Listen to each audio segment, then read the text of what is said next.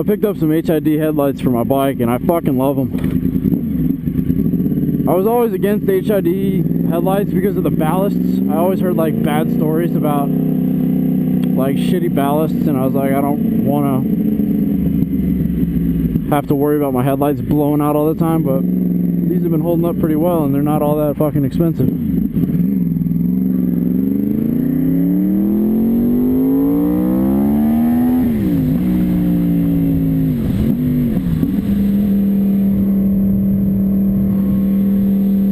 Yeah, so I'm really loving the HID headlights. You can see like so much more. It's like, I don't it's hard to explain, but I really hated the yellow tint to all the headlights that I had. I still have yet to do my truck, but I just don't like that yellow shit. And it's so much more clear. It's not like it's like too blue or something like that. It's not like aggressively HID-ish. But it's just fucking, it's perfect.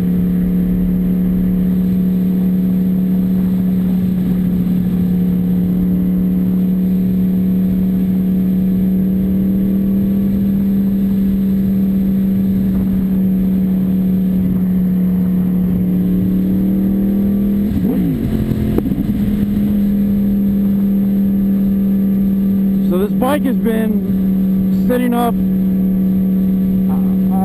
probably for the better part of a couple months. Not like it couldn't run. It wasn't running to 100%, so I didn't really want to ride it. And the bike is so fucking temperamental. There's so many little things that just like, if this bike isn't put together exactly the way the little Asian dudes did in Japan, it's not gonna fucking work. And it's so annoying. But I've been in and out of this bike so many times, I swear to God I should be a certified mechanic for this fucking thing.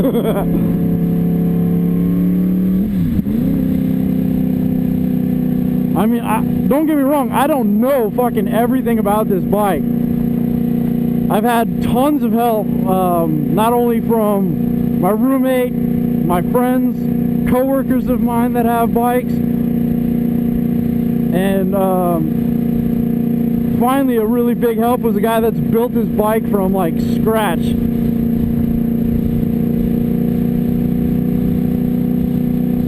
was able to give me the majority of the advice that I needed to get the bike back up and running to 100%.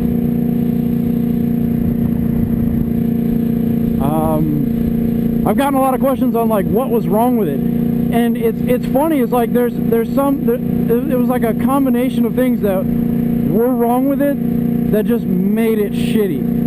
And each time I fixed something else was a little bit better and a little bit better and a little bit better, but it still wasn't 100%. So I mean, there's just so many little things that just contributed to the factor of the bike being the way it was. It's a fucking chrome Porsche.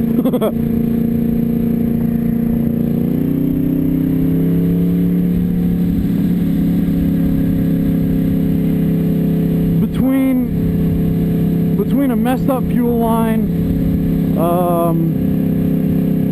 I changed out spark plugs, I checked my coils. There's a lot of things that you can check to get your bike like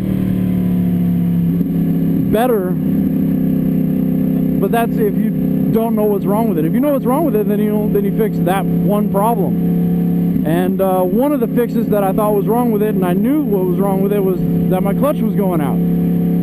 I had tried something new and I was a little bit too hesitant to it, so I kind of burnt my clutch. But I replaced the clutch, and what I replaced it with, I didn't know, was subpar materials.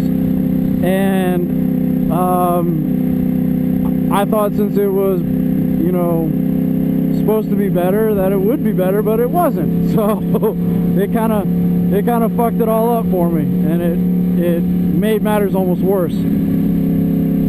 I had installed a Barnett clutch, which is don't know, 20% stiffer on the springs, and the fibers are supposed to be able to grip more, but I guess those clutches are supposed to be wadded after, like, I don't know, a couple hundred miles. And I can attest to you that they definitely were shit after a couple hundred miles. I finally replaced the clutch on this back to OEM, completely back to OEM. Everything I put back into it was OEM, including the springs, plates, and fibers. But it's so temperamental. If you just fucking, if you put one plate in the wrong position, it's just like, no, I don't really want to work for you today. It's like, oh fuck, come on.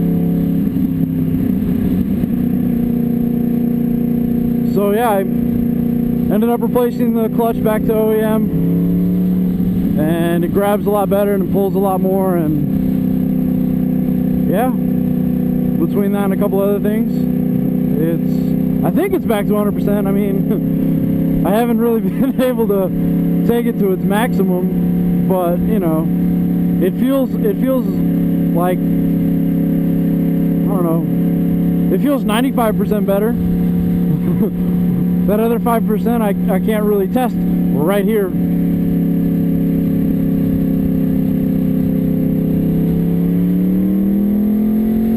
I like how it gives you a countdown to yellow. That's fucking nice. It tells me if I need to speed up.